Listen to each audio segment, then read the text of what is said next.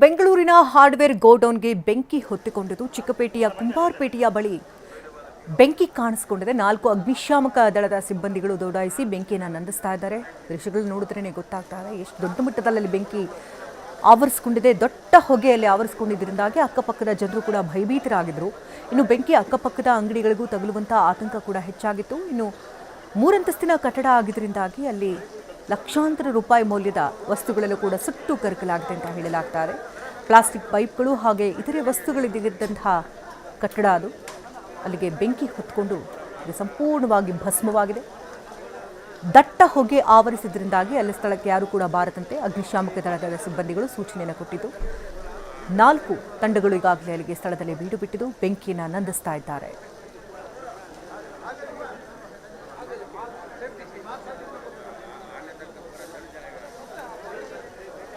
ಬೆಂಕಿ ಏನೋ ಒಂದು ಕಡೆ ತಹಬದಿಗೆ ಬಂದಿದೆ, ಆದರೆ ಏರಿಯಾ ಪೂರ್ತಿ ಈ ದಟ್ಟ ಕಪ್ಪಿನ ಹೊಗೆ ಆವರಿಸಿಕೊಂಡಿದೆ.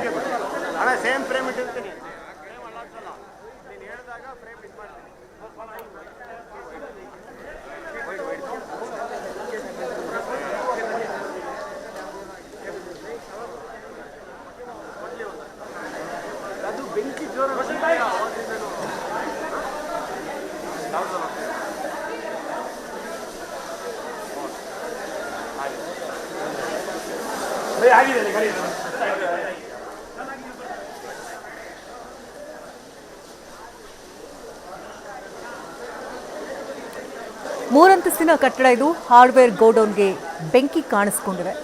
ಇಲ್ಲಿ ಶಾರ್ಟ್ ಸರ್ಕ್ಯೂಟ್ನಿಂದ ಬೆಂಕಿ ಆಯ್ತಾ ಅಥವಾ ಯಾರಾದರೂ ಕಿಡಿಗೇಡಿಗಳೇನಾದರೂ ಬೆಂಕಿ ಹಚ್ಚಿದ ಇದ್ರ ಬಗ್ಗೆ ಇನ್ನಷ್ಟು ಮಾಹಿತಿಗಳು ಲಭ್ಯ ಆಗಬೇಕಾಗಿದೆ. 3 ಅಂತಸ್ತಿನ ಕಟ್ಟಡ ಸುಟ್ಟು ಕರಕಲಾಗಿರೋದ್ರಿಂದಾಗಿ ಲಕ್ಷಾಂತರ ರೂಪಾಯಿ ಮೌಲ್ಯದ ವಸ್ತುಗಳೆಲ್ಲವೂ ಕೂಡ ಸುಟ್ಟು ಕರಕಲಾಗಿದೆ.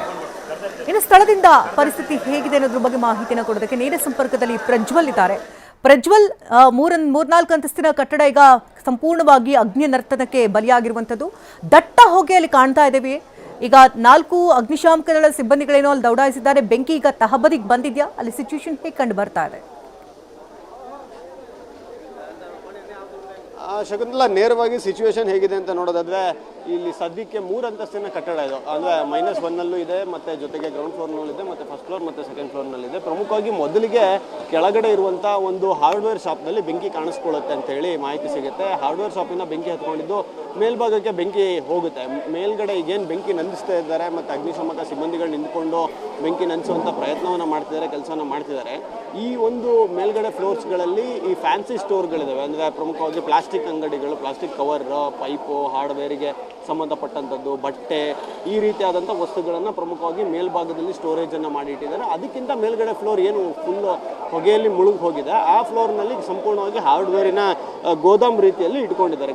2 ಫ್ಲೋರ್ಗಳು ಮಾತ್ರ ಅಂಗಡಿಗಳ ರೀತಿಯಲ್ಲಿ ಆಪ್ರೇಟ್ ಆಗ್ತಿತ್ತು, ಮೇಲ್ಗಡೆ ಹಾರ್ಡ್ವೇರ್ ರೀತಿಯಲ್ಲಿ ಆಪ್ರೇಟ್ ಆಗ್ತಿತ್ತು, ಅಂದರೆ ಗೋಡೌನ್ ರೀತಿಯಲ್ಲಿ ಆಪ್ರೇಟ್ ಆಗ್ತಿತ್ತು. ಸದ್ಯಕ್ಕೆ ಇಲ್ಲಿ ಬೆಂಕಿ ಈಗ ಒಂದು ಲೆವೆಲ್ಗೆ ಕಡಿಮೆ ಆಗಿದೆ ಅಂತ ಹೇಳ್ಬೋದು. ಆದರೆ ಈ ಬೆಂಕಿ ಉರಿತಾ ಇರುವಂಥ ಸಂದರ್ಭದಲ್ಲಿ ಅದಕ್ಕೆ ಅಗ್ನಿಶಾಮಕ ಸಿಬ್ಬಂದಿಗಳು ನೀರನ್ನು ಹಾಕಿ ಬೆಂಕಿ ನಂದಿಸುವಂಥ ಪ್ರಯತ್ನವನ್ನು ಮಾಡಿದಂಥ ಸಂದರ್ಭದಲ್ಲಿ ಹೊಗೆ ಜಾಸ್ತಿ ಆಗಿದೆ. ಹೀಗಾಗಿ ದೃಶ್ಯದಲ್ಲಿ ಕ್ಲಿಯರ್ ಆಗಿ ಕಾಣಿಸುತ್ತೆ ಎಷ್ಟರ ಮಟ್ಟಿಗೆ ಹೊಗೆ ಹೊರಗಡೆ ನುಗ್ತಾ ಇದೆ ಅಂತ. ಅಂದರೆ ಒಳಗಡೆ ಬೆಂಕಿ ನಂದಿಸುವಂಥ ಪ್ರಯತ್ನ ಆಗ್ತಿದ್ದಂಗೆ ಹೊಗೆ ಜಾಸ್ತಿ ಆಗ್ತದೆ. ಮತ್ತು ಇಲ್ಲಿ ಪ್ರಮುಖ ಇರೋ ಎಲ್ಲವೂ ಕೂಡ ಫ್ಯಾನ್ಸಿ ಐಟಮ್ಗಳು, ಪ್ಲಾಸ್ಟಿಕ್ ಐಟಮ್ಗಳು, ಮತ್ತು ಥರ್ಮಾಕೋಲ್ ರೀತಿಯಲ್ಲಿರುವಂಥವು, ಬಟ್ಟೆಯ ರೀತಿಯಲ್ಲಿರೋಂಥವು ಸುಮಾರು ಈ ಒಂದು ಕಟ್ಟಡದಲ್ಲಿ 3 ಅಂತಸ್ತಿನ ಈ ಕಟ್ಟಡದಲ್ಲಿ 170 ಅಂಗಡಿ ಮಳಿಗೆಗಳಿದ್ದಾವೆ. 170 ಜನರು ಇಲ್ಲಿ ಬಿಸ್ನೆಸ್ಸನ್ನು, ಅಂಗಡಿಗಳನ್ನು ಇಟ್ಕೊಂಡು ಬಿಸ್ನೆಸ್ ಮಾಡ್ತಾರೆ. ಈ ಫ್ಯಾನ್ಸಿ ಸ್ಟೋರಿಗೆ ಸಂಬಂಧಪಟ್ಟಂಥ ವಸ್ತುಗಳೇನಿದ್ದಾವೆ, ನೈಲ್ ಪಾಲಿಶ್ ಆಗ್ಬೋದು, ಮತ್ತು ಪರ್ಫ್ಯೂಮ್ ಆಗ್ಬೋದು, ಇವೆಲ್ಲ ಸ್ವಲ್ಪ ಆಲ್ಕೋಹಾಲ್ ಬೇಸ್ಡ್ ಇರುವಂಥ ವಸ್ತುಗಳಾಗಿರೋದ್ರಿಂದ ಅಲ್ಲಿ ಸ್ವಲ್ಪ ಬೆಂಕಿಗೆ ಅಟ್ರಾಕ್ಟ್ ಬೇಗ ಆಗ್ತದೆ ಮತ್ತು ಬೆಂಕಿಯನ್ನು ಹೆಚ್ಚು ಹೊತ್ತು ಉರಿತದೆ. ಮತ್ತು ಅಗ್ನಿಶಾಮಕ ಸಿಬ್ಬಂದಿಯವರು ಎಷ್ಟು ಪ್ರಯತ್ನ ಪಟ್ಟರೂ ಸುಲಭವಾಗಿ ಬೆಂಕಿ ಕಂಟ್ರೋಲ್ಗೆ ಬರ್ತಿಲ್ಲ. ಬಟ್ ನಾವು ಕೆಳಗಡೆ ನೋಡೋದಾದರೆ, ಅಂದರೆ ಅದೇ ಕಟ್ಟಡದ ಕೆಳಭಾಗದಲ್ಲಿ ನೋಡೋದಾದರೆ ಬೆಂಕಿ ಸಂಪೂರ್ಣವಾಗಿ ನಂದಿಸಿದ್ದಾರೆ. ಕೆಳಭಾಗದಲ್ಲಿ ಎಲ್ಲೋ ಬೆಂಕಿ ಉರಿಲಿಕ್ಕೆ ಅವಕಾಶವನ್ನು ಮಾಡಿಕೊಟ್ಟಿಲ್ಲ. ಈಗ ಸೆಕೆಂಡ್ ಫ್ಲೋರ್ನಲ್ಲಿ ಅಧಿಕಾರಿಗಳು ಕೆಲಸವನ್ನು ಮಾಡ್ತಾ ಇದ್ದಾರೆ.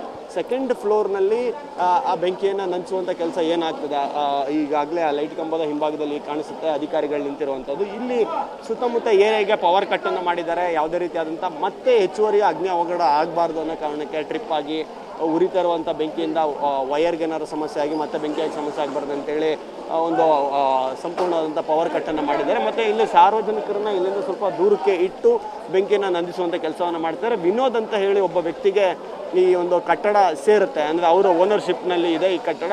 ಅವರು ಸದ್ಯಕ್ಕೆ ಪೊಲೀಸರಿಗೆ ಸಹಕಾರವನ್ನು ಕೊಡ್ತಿದ್ದಾರೆ. ಆದರೆ ಶಾರ್ಟ್ ಸರ್ಕ್ಯೂಟಿಂದ ಬೆಂಕಿ ಆಗಿರೋದ್ರಿಂದ ಮತ್ತು ಇಲ್ಲಿ ಇನ್ನೊಂದು ಸಮಸ್ಯೆ ಏನು ಅಂತ ಅಂದರೆ ಇಡೀ ಈ ಕುಂಬಾರಪೇಟೆ, ಚಿಕ್ಕಪೇಟೆ, KR ಮಾರ್ಕೆಟು ಈ ಭಾಗದಲ್ಲಿ ರಸ್ತೆಗಳು ತುಂಬ ಚಿಕ್ಕದಾಗಿದೆ. ಇವೆಲ್ಲ ಶತಮಾನಗಳ ಹಿಂದಿನಿಂದ ಕಟ್ಟಿರುವಂಥ ಏರಿಯಾ ಆಗಿರೋದ್ರಿಂದ ರಸ್ತೆಗಳು ಚಿಕ್ಕದಾಗಿದೆ. ಫೈರ್ ಇಂಜಿನಿನ ವಾಹನಗಳು ನೇರವಾಗಿ ಈ ಒಂದು ಅಗ್ನಿ ಅವಘಡ ಆಗಿರುವಂಥ ಸ್ಥಳಕ್ಕೆ ಬರಲಿಕ್ಕೆ ಆಗ್ತಿಲ್ಲ. ಅವರು ಇಲ್ಲಿಂದ ಒಂದು 300 ಮೀಟ್ರ್ 400 ಮೀಟ್ರ್ ದೂರದಲ್ಲಿ ಇದ್ಕೊಂಡು ಅಲ್ಲಿಂದ ಪೈಪನ್ನು ಮಾಡಿಕೊಂಡು ಪೈಪ್ಗಳನ್ನು ಕನೆಕ್ಟನ್ನು ಮಾಡಿಕೊಂಡು ಆ ಪೈಪ್ಗಳ ಮೂಲಕವಾಗಿ ಕೆಲಸವನ್ನು ಮಾಡ್ತಾರೆ. ಇದೊಂಥರ ಚಾಲೆಂಜಿಂಗ್ ಅಂತ ಹೇಳ್ಬೋದು.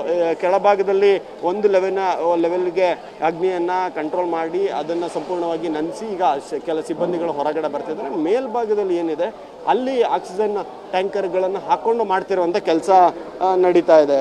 ಶಕುಂತಲಾ, ಧನ್ಯವಾದ ಪ್ರಜ್ವಲ್. ತಮ್ಮೆಲ್ಲ ಡೀಟೇಲ್ಸ್ಗಾಗಿ. ಒಟ್ಟಾರೆಯಾಗಿ ಇದು 3 ಅಂತಸ್ತಿನ ಕಟ್ಟಡ, ಕುಂಬಾರಪೇಟೆಯ ಬಳಿ ಒಂದು ಅಗ್ನಿ ನರ್ತನ ನಡೆದಿದ್ದು. ಒಟ್ಟು 175 ಅಂಗಡಿಗಳಿರುವಂತಹ ಕಟ್ಟಡ ಇದು. ಕೆಳಮಹಡಿಯಲ್ಲಿ ಹಾರ್ಡ್ವೇರ್ ಅಂಗಡಿಯಲ್ಲಿ ಶಾರ್ಟ್ ಸರ್ಕ್ಯೂಟ್ ಆಗಿ ಬೆಂಕಿ ಕಾಣಿಸ್ಕೊಳ್ಳುತ್ತೆ. ಅದು ಮೇಲಿದ್ದಂತಹ ಮಹಡಿಗೆ ಬೆಂಕಿ ಹಬ್ಬಿದೆ. ನೋಡ್ತಾ ಇದ್ದಂತೆ ಇಡೀ ಬಿಲ್ಡಿಂಗ್ ಬೆಂಕಿಗೆ ಆವೃತ್ತಿಯಾಗಿದೆ. ಹಲವು ವಸ್ತುಗಳಿದ್ವು, ಪ್ಲಾಸ್ಟಿಕ್ ವಸ್ತುಗಳಿದ್ವು, ಪರ್ಫ್ಯೂಮ್ಗಳಿದ್ವು, ಸಂಗ್ರಹ ಮಾಡಿಟ್ಟಿದ್ದಂಥ ಗೋಡೌನ್ಗಳದು. ಹಾಗಾಗಿ ತಕ್ಷಣವೇ ಕಿಡಿಕಾರ್ತಾ ಇದ್ದಂತೆ ಇಡೀ ಬಿಲ್ಡಿಂಗ್ ಕೂಡ ಬೆಂಕಿಗೆ ಆಹುತಿಯಾಗಿದೆ. ದಟ್ಟ ಹೊಗೆ ಇನ್ನೂ ಕೂಡ ಆವರಿಸಿಕೊಂಡಿದೆ.